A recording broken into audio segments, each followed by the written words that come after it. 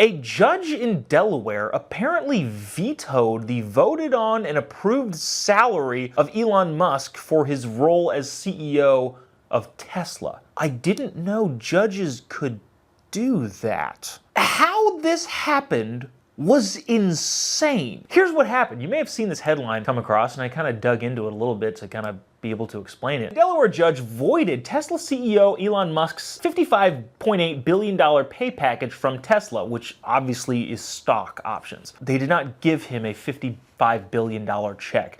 And there's so many people reporting it and talking about it who are apparently nincompoops who don't know that that's how pay plans work at that level. Nobody wrote a check for $55 billion. I don't think anybody has the ability to do that. Anyways, in 2018, the board voted on a payment package for their founder and CEO, Elon Musk. Actually, I don't know if he founded it. They voted on a payment package for the CEO of Tesla, Elon Musk, that included a salary that he probably deserves considering it's one of the highest valued companies on the planet. But how this happened was insane. The judge vetoed the $55 billion pay package on Tuesday, according to a filing potentially delivering a hit to the tech billionaire after a shareholder argued the package was excessive.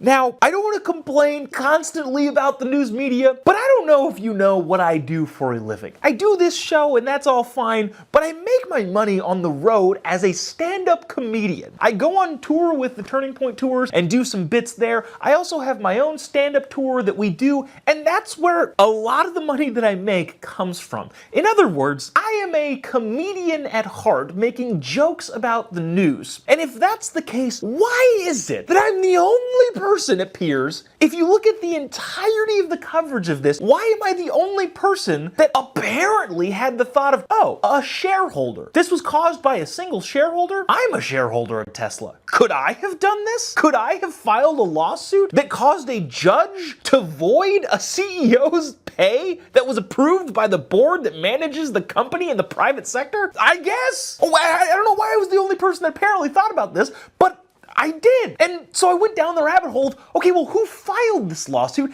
and how prominent of a shareholder was he? Or they, I didn't know. Could have been a woman. Turns out it was a dude. A guy named Richard Tornetta was the one who argued that Tesla's board breached its fiduciary duties by awarding Musk the performance-based plan, which is insane. All of this is nuts.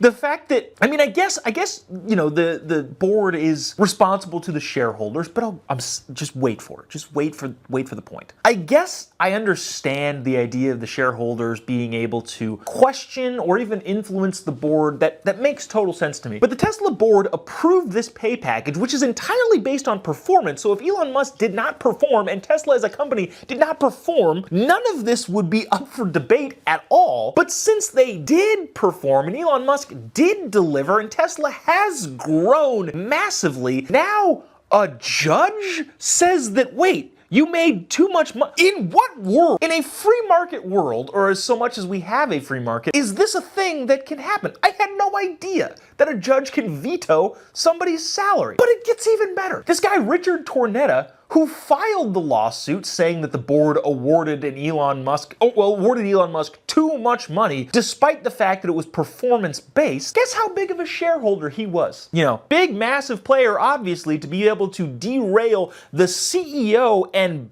biggest owner of Tesla. Actually, I don't know if he is. I know that 40% is owned by institutional investors, but I don't, of that 40. He owns about 20% of Tesla. You know, you have to be a big fish to be able to derail the CEO of their salary based on performance, right? Okay, well, Tesla has 3,176,000,000 outstanding shares of their company. Now, of course, this big playing shareholder, Richard Tornetta, clearly has a huge amount of stock in this company, right? No, out of the almost 3.2 billion shares, the guy that filed the lawsuit that caused a judge to veto the salary of the richest man in the world owned 9 shares.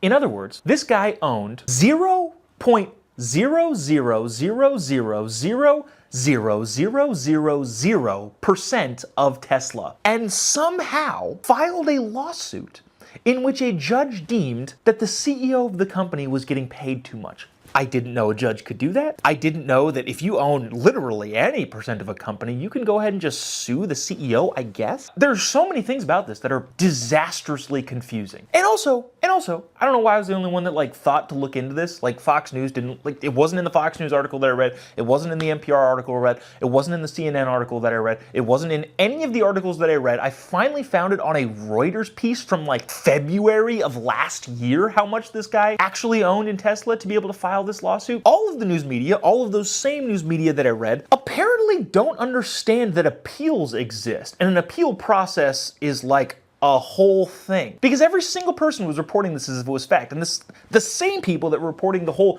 E. Jean Carroll $83 million from Donald Trump was like, oh yeah, that's definitely gonna happen. Tesla's able to appeal. So the only thing that this idiot did was cause the company and therefore the shareholders to spend millions of dollars in legal fees in the appeals process to almost guarantee have the same exact result. I don't know.